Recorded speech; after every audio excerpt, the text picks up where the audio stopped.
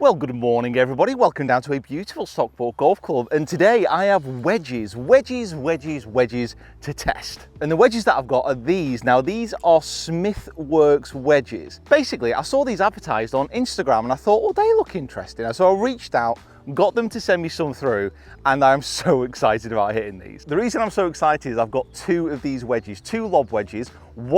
This one is a cast milled wedge, and you see all those grooves on the face, all those X's? This is actually an illegal wedge, but I've got the legal version as well, which has this laser milled face. Now, apparently both these wedges are just ridiculous spinning monsters. And I cannot wait to test them out here at Stockport on some greens, but also then to get them on a launch monitor and to see if these claims are true. Guys, if you are new here, make sure you hit that subscribe button, that like button, get down into those comments below. Let me know about everything that you see in today's video. Make sure you absolutely whack that like button as well. It will bring you good fortune and probably make you the best chipper and wedge player in the world. Potentially that's a lie, but do it anyway. So I'm going to be switching in and out of both these wedges, and we're going to start here around the green, just some basic chip shots. I want to see what they're like from close range before getting those real rippers coming back on the pitching shots. And we're going to start off with this illegal wedge. Now, like I mentioned, this wedge is non-conforming. It's cold forged, apparently,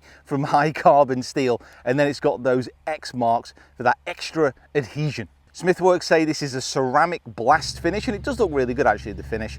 It's vertically balanced, apparently that just increases spin. It's also got this milled sole, so very similar to what you would see on a TaylorMade milled grind. It's got a wedge flex shaft, and the grip is kind of like a Tour Velvet. It's actually a SmithWorks branded one. It feels okay, it kind of feels like the grip that would get a little bit wet. Every grip gets wet, that makes no sense. Slippy when wet. And these wedges aren't cheap, they're 100, oh, that felt nice. They're 129 quid each. And I always find that quite strange if you're going to buy an illegal wedge for 130 quid. The weight on this thing is really...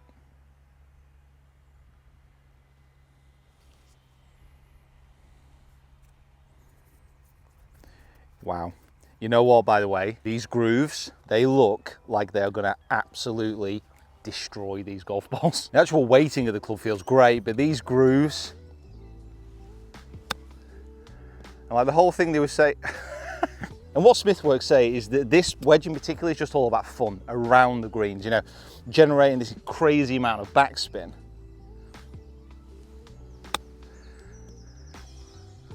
Oh, stop it. Get in. Oh my God. Oh. Look at the grooves. They're absolutely just chewing up the grass. So the illegal wedge, that felt crazy. The launch angle on those shots was like so low and so grippy. Let's see what this legal wedge does. Now Smith Grind were, wow, stop as well. Smith Grind were quite adamant that this wedge, even though it is legal, it's still gonna spin. I'm leaving it room to run on, but I don't need to.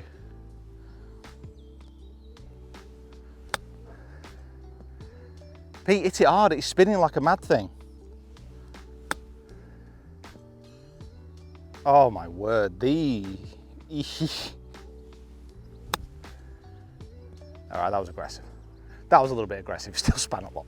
Listen, I know that was just a very basic test of a chip onto a slightly wet green this early in the morning, but the stop on the illegal wedge was ridiculous. The stop on the legal wedge was ridiculous. So let's stretch it out a little bit. Let's hit some 20 to 30 yard pitches. The conditions out here, by the way, at Stockport are perfect for spinning wedges this morning. There was a big downpour last night, so it's a little bit soft on top, but still firm underneath. And the greens are, ooh, these are the best greens I think I've seen so far this year. So I've moved on to a 35 yard shot, and we'll do the same order. We'll go the illegal wedge first. I'm really not looking forward to this ripping up my balls, but I think it's going to be a lot of fun. I just want to be nipping this away. I don't want to get too steep. Oh, I have as well. Sit. Asking it to sit. Don't be stupid. Of course it's going to sit.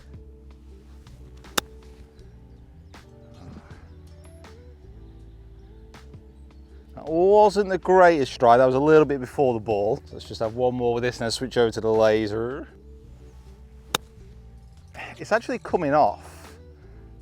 Whoa, look at that. Getting that much backspin from this distance. That's a little bit silly. One thing they don't tell you, it's almost impossible to keep these grooves clean.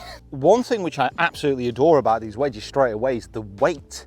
The weight of these wedges is fantastic. It feels like you don't need to add anything at the bottom of the swing at all. You've got to let that club flow underneath the ball.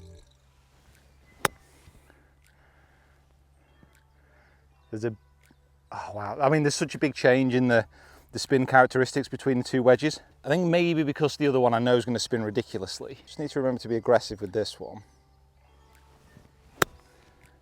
That's a nice strike. I mean, you can see there the difference on landing. It's not spinning anywhere near as much. Still nice, but God, I just wish the other one was legal. That wasn't a that wasn't a particularly good shot, that one. That was a bit of a weird feeling strike. I was going to have one more before moving on to some of the fuller shots. That's nice. Oh, that was nice.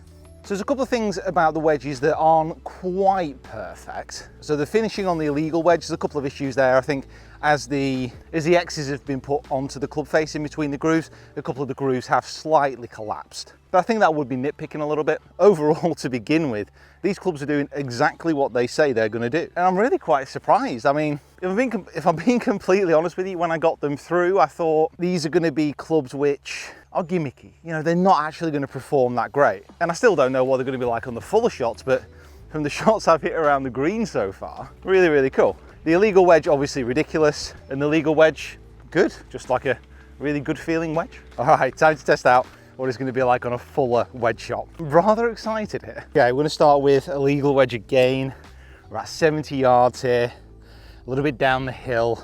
Oh, this could be so cool. Come on, just nip it nice and clean. So low, so nippy. Spin, spin. Like it was ever not going to spin. Literally going to have to so much harder than I want to.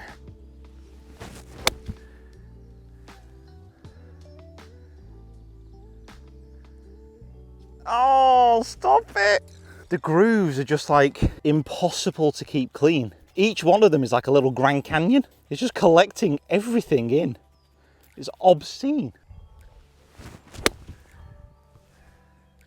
Go. Just can't hit it hard enough. Let's spin. I'm probably more excited to try the legal one because this is the one that most of you are going to want to play with because you can't play in comps with that one. If you're bothered about that, if you're just bothered about spinning the ball crazy amounts, then that's the one for you. Wow, the difference on the flight. And then it stops dead. The difference on the flight is remarkable. With the illegal wedge, it's coming off so much lower and then spinning so much more. This is popping up so much higher.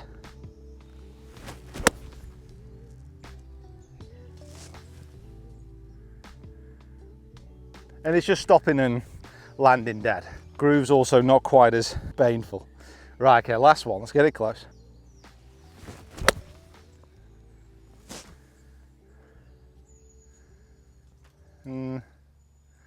Well, it's stopping where it lands, but so I know this is going to sound slightly silly, but to be honest, the normal laser milled wedge is just not as exciting. It's as simple as that. Of course, we need to get these clubs on a sim and see what the spin rates actually are compared to my wedges as well. So the on-course testing was good, but I come down here to the Quest Golf Academy to actually see what the spin rates and the numbers are like using a launch monitor. So I'm going to test out both lob wedges, both the legal and the illegal version, but I'm also going to compare them to my Vokey wedge, which I currently have in the bag. That Vokey wedge, I would say, is considered one of the best brands in golf at the moment in the wedge department. So how do these SmithWorks wedge actually compare to that? Now, one slight discrepancy, the legal SmithWorks wedge that I have is a 58 and the other two are 60. So that might be something that we need to work into the numbers. There might be a bit of a discrepancy there, but we'll have to wait and see. Now, I saw this a little bit on the golf course, but as you might imagine, I'm gonna have to sacrifice a few balls to the wedge gods. The faces on these SmithWorks wedges, they're gonna absolutely tear these balls to shreds. So TP5, you go from this world in the knowledge that you have revealed some of the secrets of spin. TP5, goodbye.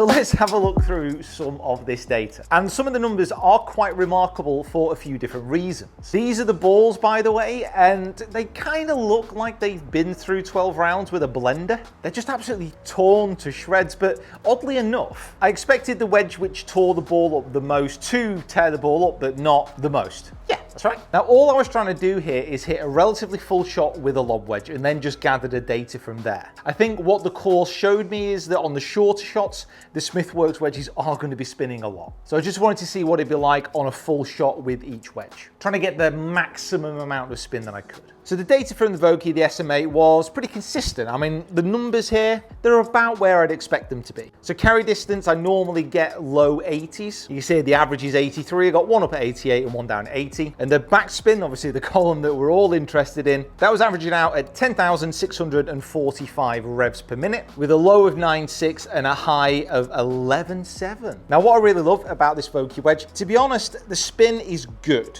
but my main love, I would say, of this club is the fact that when you hit full shots with it, it doesn't spin up and away. Now, what I mean by that is with some of the wedges that I've tested, you tend to get this flight that kind of rolls up the face and doesn't quite go the distance that you want. Now, what Vokey have done really well with the SM8s is alter the center of gravity, so you get a little bit more of a consistent flight. So the spin is still there, the performance around the greens is still there as far as adaptability off different lies, but on the fuller shots, you also get that flight that you're pretty sure won't kind of spin up and away. And that strike is just so, it's just so forwards rather than kind of up and away. Hopefully you get what I mean. Now onto the SmithWorks 58. Again, this is 2 degrees less. Now if you want spin off a wedge, you need loft. And obviously this has less than the other two tested. So we would expect this to be spinning slightly less. However, I've got to be honest, it performed remarkably well, but it absolutely sheared my TP5 to pieces. It's literally took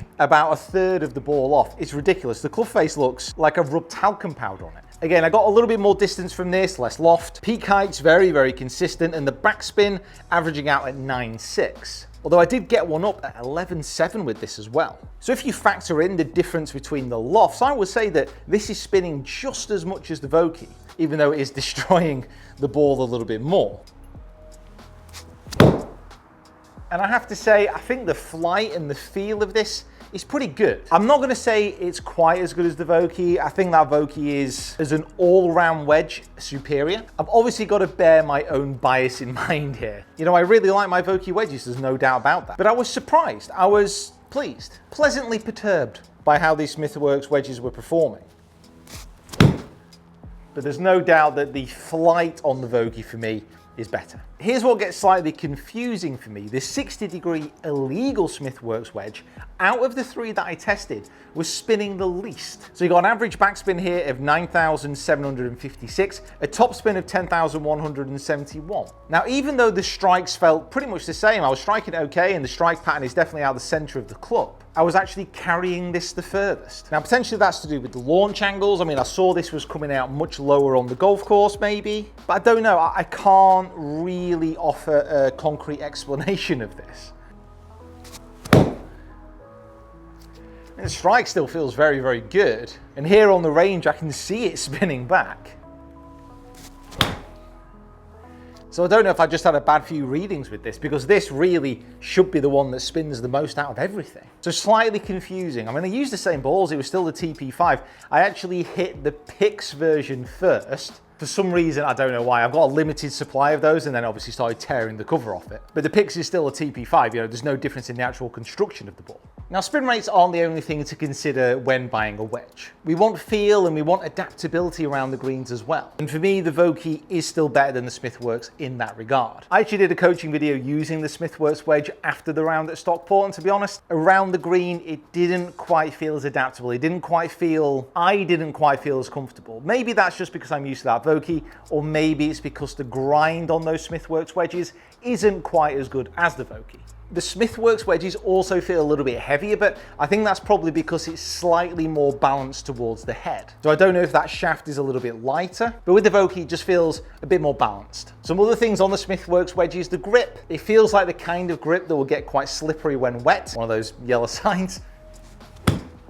Now this illegal wedge is absolutely brilliant at what it does. Now in the advertising for it on the website, SmithWorks say, you know, it's all about the fun around the greens that you can have with this, and you know, out on the course, I saw that because it was great to be able to kind of shape these shots and play these little intricate spinners. But for me, at least, it's completely pointless because I can't use this in a competition. In a club competition, no. In professional events, no. So unless I wanted to spend money getting a wedge that I could just use for fun with my mates, this isn't going to be something which is going to be a must buy. Now, bear in mind, this wedge costs 120 quid. You know, it's not a cheap impulse bat. I've just shanked it. Good job I was aiming that way. So if you're gonna spend 120 quid on a golf club, I would want to be able to use it in competition. But hey, that's just me. Get down to those comments below and let me know if just that pure backspin, and if you are playing just socially and you're not bothered about competitions, is this something that you're gonna want? Now this legal wedge out of the two, I think is my favorite. I mean, on the golf course, it definitely wasn't spinning quite as much. That was a bit of an anti-shank swing. But it's a conforming golf club, and for a lot of people, that's what they're gonna need. Yes, it absolutely chews the ball up. And again, it's not cheap, it's 120 pounds. But if I had to make a choice out of the two, which one I was gonna get, it would be the laser milled. Absolutely all day.